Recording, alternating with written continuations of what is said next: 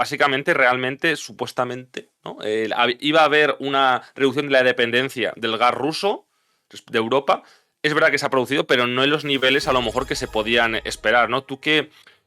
¿Cuál es tu lectura en sentido así como a grandes rasgos de por qué realmente Europa no puede, digamos, dejar de comprar gas ruso a Rusia, básicamente?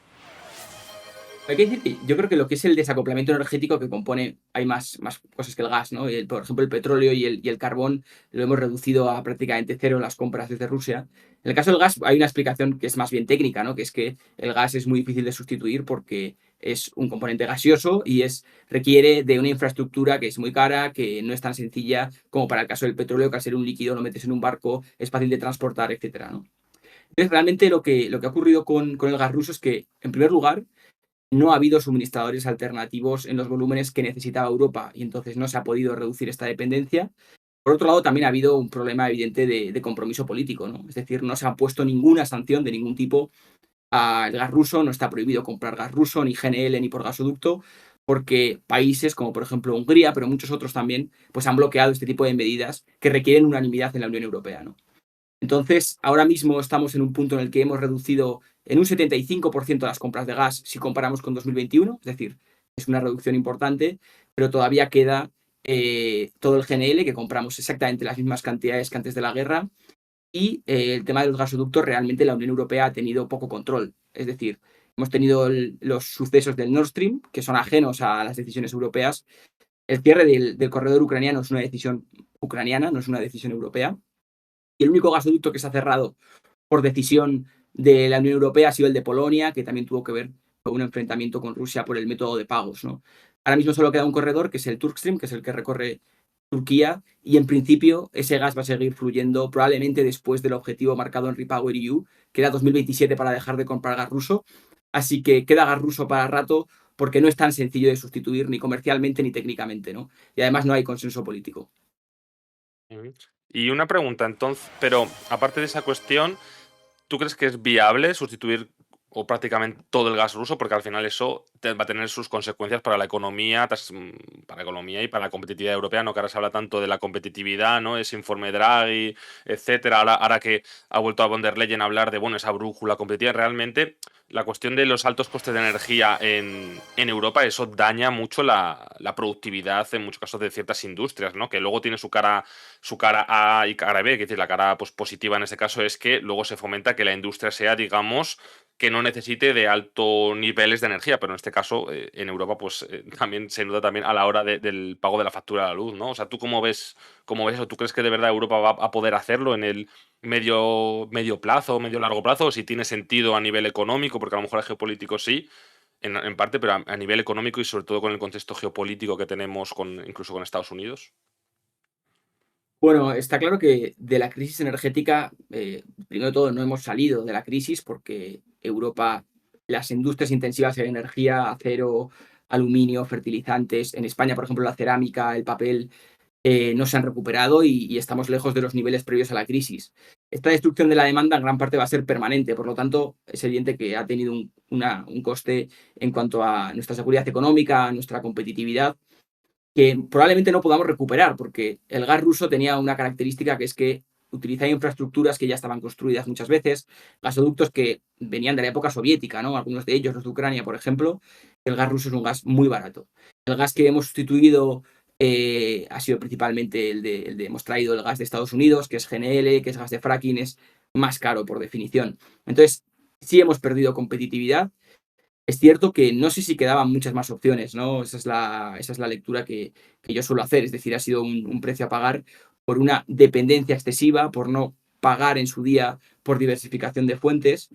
Entonces, hay un precio que es que la industria europea probablemente, la intensiva en energía no se recupere a los niveles previos, todo lo que tiene que ver con el gas y por cómo funciona el mercado eléctrico, hay un efecto contagio, entonces cuando suben los precios del gas, los precios de la electricidad también suben, entonces todo lo que tiene que ver con industrias intensivas en electricidad también pues está en una situación muy crítica y no se han recuperado, ¿no?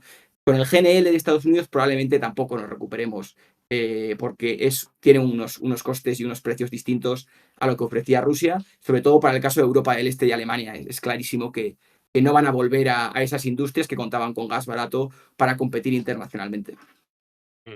Por cierto, muchas gracias a Manu Pogo por regalar esa suscripción. Muchísimas gracias a, bueno, todos los que están suscribiendo, Jaume, Cosjone, por todas esas suscripciones. Así que muchas gracias, que ya sabéis, que yo sí somos pesados, pero este medio funciona básicamente por vuestro apoyo, porque bueno, no nos paga nadie, no nos paga ni el gas ruso, no nos paga ni la OTAN, y ya bueno, evidentemente ahora menos Trump, que ha cerrado el grifo a mucha gente. Así que nada, que os apoya, en vuestro apoyo pues pues hace que esto siga así, que pueda venir Ignacio a contarnos las cosas de la energía, ¿no? Claro, al final tú hablas de, bueno, es que hay que reducir la dependencia, ¿no? De Rusia, que yo creo que tiene todo el sentido geopolítico, ¿no? De no tener que depender de actores externos, sobre todo que puedan luego ser a la postre, pues tener conflictos geopolíticos. Es que ya puede ser Rusia, ya puede ser China u otro estado, pues Turquía, Azerbaiyán, Argelia, etcétera. Y bueno, pero claro, y Estados Unidos, porque al final lo que hemos hecho en muchos casos, que tú lo has dicho, es comprarle GNL a Estados Unidos, y ahora tenemos una dependencia también fuerte con Estados Unidos, sobre todo además en un momento que creo recordar que he leído que en Noruega las exportaciones de energía a Europa han bajado, y eso ha hecho también subir el precio del gas y el precio de la electricidad. Y en Noruega, de hecho, ahora mismo ha habido una crisis de gobierno que está muy Sí. ligada a la situación energética, ¿no? Porque Noruega históricamente tiene muchísima hidroeléctrica, la hidroeléctrica es muy barata por definición, porque tú construyes la presa y no tienes ningún coste adicional. Entonces, Noruega ha estado acostumbrado a tener costes muy bajos de la electricidad y los ciudadanos pagaban, pues pongamos, un tercio o una quinta parte que lo que pagaba un ciudadano en el resto de Europa. Con la crisis energética europea, Noruega se ha dedicado a exportar electricidad a Europa, ha subido mucho los precios de la electricidad y los ciudadanos lo están viviendo y de hecho ha causado esta crisis de gobierno, ¿no? Entonces, entre eso y que ha habido un mantenimiento en las instalaciones de gas de Noruega, que son cosas normales del sector del petróleo y del gas, pero que en una situación tan delicada como la europea genera mucho pánico, pues vemos que nuestra seguridad de suministro está en un punto crítico y evidentemente ahora mismo el gran tema es qué pasa con el GNL estadounidense sobre el que hemos apostado gran parte del desacoplamiento energético de Rusia, cuando tenemos un Donald Trump que amenaza con aranceles, que amenaza con forzarnos a obligarnos a comprar más gas, que a lo mejor no encaja en nuestros planes de transición energética. Desde luego es una situación más preocupante que la que podríamos pensar hace, por ejemplo, un año antes de que estuviese Trump, cuando Biden y la Unión Europea estaban cooperando mano a mano en todo lo que tenía que ver con la energía, ¿no? Porque se ha dicho mucho, Estados Unidos ha ganado mucho con la crisis energética europea, por supuesto. Estados Unidos ha vendido gas a precio de oro en Europa, pero había una profunda cooperación, ¿no? Entre Estados Unidos y la Unión Europea. Se creó, por ejemplo, una comisión entre la Casa Blanca y Bruselas para coordinar todos estos temas. Con Donald Trump probablemente no exista este tipo de cooperación que permite coordinar mercados y facilitar al menos el diálogo, ¿no? Ujú. Y claro, ¿y tú cómo ves ahora mismo la cuestión a medio plazo con el gas ruso? Porque yo he leído una noticia hace poco en el Financial Times, creo recordar, o era político, ya no me acuerdo, que básicamente decían que ya se está hablando entre los correos europeos, creo que fue en un consejo de ministerios, de ministros de exteriores, que algunos países estaban buscando que, bueno, que si había un alto el fuego en Ucrania, que se podría hablar de, bueno, de volver, igual no a volver al estadio anterior de antes de la invasión, porque yo creo que eso ya es imposible directamente, por cuestiones técnicas y políticas, etcétera, pero sí que de verdad de intentar volver a reencauzar un poco las relaciones energéticas, intentar, digamos, volver bueno, a tener una relación más normal en cuanto es, tanto económica como de energía. ¿Tú crees que eso lo podremos ver? Que habrá, evidentemente va a haber estados miembros y bueno y élites que van a apoyar ese camino, y tú crees que se puede volver a ese punto, o volver a un punto digamos menos hostil.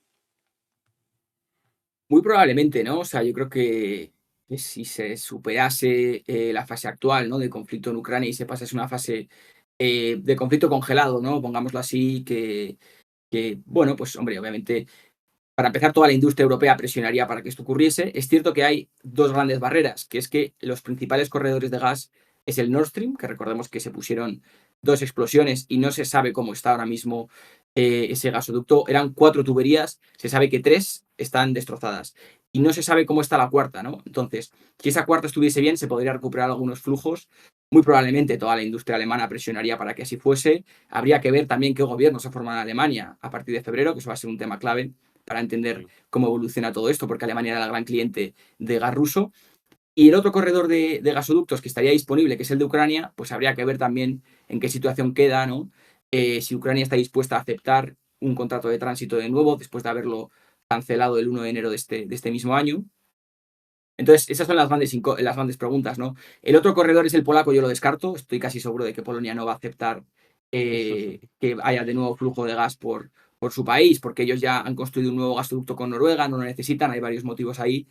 Y la otra gran pregunta es qué ocurre con un proyecto gigante que hay en el Ártico para exportar GNL de Rusia, que ahora mismo está paralizado por las sanciones de la administración Biden de Estados Unidos, que si salís adelante podría duplicar o triplicar casi las compras de GNL. Entonces, estos 3 factores están ahí.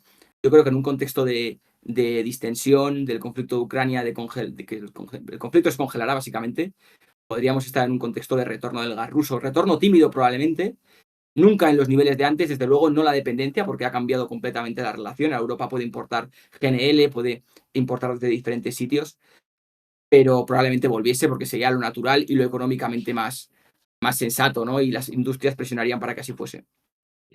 ¿Cuáles son los países que más has hablado de Alemania, pero cuáles son de los Ujú. países que más dependen del gas ruso? Porque creo que tenemos una crisis bastante importante, sobre todo en el centro de Europa, de, por ejemplo, no sé si Austria es uno de ellos, Hungría entiendo que sí, y luego también Eslovaquia con Robert Fico, ¿no? Y esa crisis con Zelensky debido, pues bueno, a que los ucranianos básicamente, como tú has dicho antes, han cerrado el gasoducto Yamal. ¿Cuáles son los países así que, los que he dicho, ¿no? Entiendo, son esos. Justamente, los 3 países que seguían comprando gas ruso en la Unión Europea era Hungría, que tiene un contrato que firmó incluso después de la invasión rusa de Ucrania. O sea, Hungría en esto ha sido claramente un outsider y ha tomado decisiones por su cuenta. Austria, que tiene una dependencia enorme del gas ruso, importaba el 100% antes de la guerra, básicamente, y tenía un contrato que se iba hasta 2040. Austria fue el primer país no soviético o no del bloque soviético en comprar gas a Rusia, es decir, había una relación ahí muy especial. Y Eslovaquia, que es un país sin salida al mar, con una infraestructura que estaba totalmente diseñada en la época soviética para importar gas ruso. Esos 3 países son los que actualmente, bueno, compraban gas. Solamente queda Hungría comprando gas ruso, porque después del cierre de Ucrania, tanto Austria como Eslovaquia han visto sus contratos cancelarse. Y estos países tienen un problema serio para reemplazar el gas. No es casualidad que sean países sin salida al mar, ¿no? O sea, son países que dependían de los gasoductos y es muy complicado sustituir este gas. Ujú. Y claro, otro de las que no está en Europa, que de hecho tú has hablado en algunas ocasiones, que también lo comentamos aquí en su momento, es la crisis que hay en Moldavia, sobre todo Transnistria, ¿no? Porque dependían completamente de ese gas ruso que venía por tubo del Yamal, ¿no? La situación de Moldavia, que es verdad que está mejor, porque creo que es porque Europa sí que le está dando suministro, pero Transnistria no sé en qué situación está ahora mismo, la verdad, que estaba en una situación bastante precaria energéticamente. No sé si tú puedes darnos una actualización a ese respecto. Y, o sea, la Unión Europea lo que ha decidido es vamos a sustituir a Rusia, que Rusia en su día, realmente hasta que se suspendió el contrato de tránsito de Ucrania, es decir, este año, prácticamente le regalaba el gas a Transnistria, y Transnistria era muy importante para Moldavia porque Transnistria con ese gas generaba toda la electricidad de Moldavia, es decir, generaba casi un 80% de la electricidad de Moldavia. La Unión Europea ha llegado a un acuerdo les vamos a básicamente comprar 30 millones de euros de gas, se lo vamos a entregar, y actualmente hasta finales de febrero Transnistria y Moldavia, las dos regiones, los dos países, bueno, el país de Moldavia y la región de Transnistria, van a contar con gas pagado por la Unión Europea hasta que se encuentre una solución. Es importante que este invierno al menos tanto Transnistria como Moldavia tengan gas, porque si no estaríamos hablando de una situación humanitaria bastante grave, ¿no? Porque estamos hablando de temperaturas bajo cero, de países que suelen tener casas con una construcción muy precaria y que necesitan calefacción, que es 100% gas. Entonces, ahora mismo esta es la situación. Estamos hablando de un acuerdo de mes a mes y la idea probablemente sea intentar presionar a Transnistria para que se vaya acercando a la Unión Europea a cambio, bueno, pues de este gas que vamos a pagar entre todos los europeos. Mira, nos pregunta aquí Víctor sobre el Turk Stream, que lo has mencionado antes, y así para luego pues dejar ya esta parte, ¿no? Porque luego podemos pasar un poco con hablar de Estados Unidos, etcétera, que cómo lo ves la situación. ¿Qué capacidad tiene el Turk Stream para abastecer a los países europeos? Tú que así no tienen mucha capacidad, ¿no? Por lo que entiendo. No. No, el Turkstream, para que nos hagamos una idea y de orden de magnitud, si la Unión Europea importaba 150 BCM, que es la unidad que se suele utilizar en el mercado del gas, en el Turkstream caben 16, es decir, es bastante pequeño, no es ni un 10% de lo que importábamos. Y para que nos hagamos la idea, cada gasoducto Nord Stream cabían 50, o sea, eran 100 comparado con los 16 del Turkstream. El Turkstream no tiene una gran capacidad. De hecho, fue un gasoducto pensado para los países de los Balcanes y con un consumo más bien pequeño y economías pues pequeñas, ¿no? Ujú. Oye, ¿qué opinas? Ya que se me acabo, claro, me acabo de dar cuenta de Azerbaiyán, que ahora supuestamente, bueno, Zelensky ha pedido mayor tránsito, ¿no? Con Azerbaiyán. ¿Tú qué opinas de eso? Porque se firmó un acuerdo, creo recordar, en julio de 2023 en la Comisión Europea con Azerbaiyán, que dijo que era un... Yo recuerdo bastante que von der Leyen dijo que Azerbaiyán era un socio muy fiable, ¿no? Sabiendo cómo la situación de Azerbaiyán con Armenia, eso para que luego veamos cómo los valores europeos, pues bueno, son moldeables, ¿no? ¿Tú qué opinas? ¿Tú crees de verdad que Azerbaiyán puede ayudar a quitar la dependencia del gas ruso? Porque yo lo leí en una noticia, un análisis hace ya 2022, creo recordar, que lo que hacía Azerbaiyán era, le daba su gas a Europa, pero por ejemplo lo que ellos habían hecho era importar más gas ruso, ¿no? Eso, ¿tú crees que tiene capacidad Azerbaiyán en ese sentido para reducir la dependencia del gas ruso? No, Azerbaiyán es más bien un productor pequeño. Es cierto que tiene un. Azerbaiyán lo que le pasa es que tiene un yacimiento que es gigante, entonces si tú inviertes puedes extraer de ahí mucho gas. Pero nunca va a sustituir los volúmenes rusos, eso técnicamente es imposible. Y lo que estaba ocurriendo con Ucrania era que Ucrania le decía a Azerbaiyán, voy a importar tu gas en lugar del gas ruso, pero en realidad lo que dices tú, ¿no? Era simplemente una especie de juego estadístico donde en las aduanas pone que es gas de azerí, pero en realidad era gas ruso para que Ucrania no tuviese que negociar directamente con Rusia. Esto al final no se materializó.